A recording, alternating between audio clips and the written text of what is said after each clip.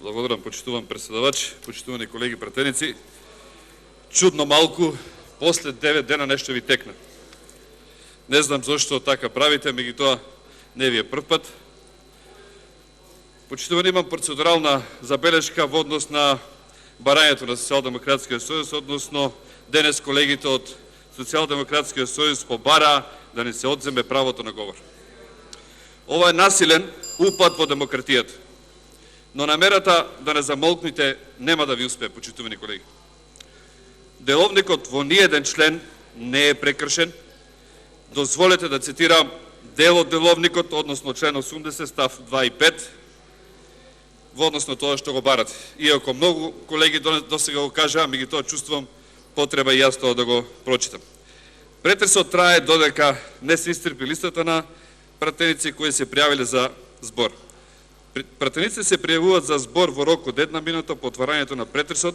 Листата на пратеници не може да се менува и дополнува во текот на претресот. Став 5.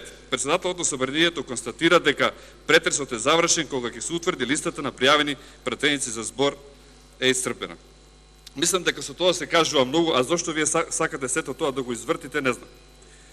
Меѓутоа, обидот да се одземе правото на говор е досега невиден во македонската парламентарна историја.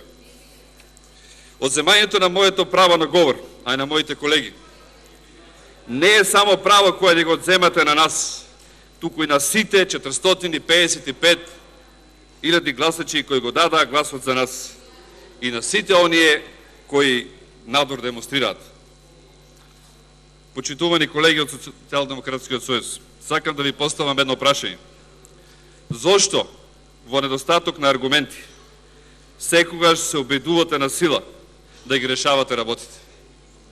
Зошто еднаш не се вразумите и да кажете луѓе има дебата, има потреба од дебата? Зошто на сила пробувате да ги решавате работите? На кого сакате да наштетите? На кого сакате, не знам што се случува со вас.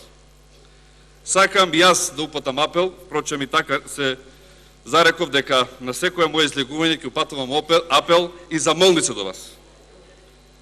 Да ја преиспитате одлуката за прифаќањето на антимакедонската платформа. И не се пишувајте, почитувани колеги, во македонската историја на негативната страна на личности. Сакам да ви кажам и да ви порачам. Сите сме македонци, треба да се бориме за Македонија, но немојте едни против други. Си требаме, упатам уште еднаш апел, да останеме доследни, бидејќи со ова не им правиме добро на граѓаните Република Македонија. И впрочем, оставете си правилата и правилникот и деловникот да си одат по нивниот пат и единствено така можеме да дојдеме до конечниот излез. Благодарам.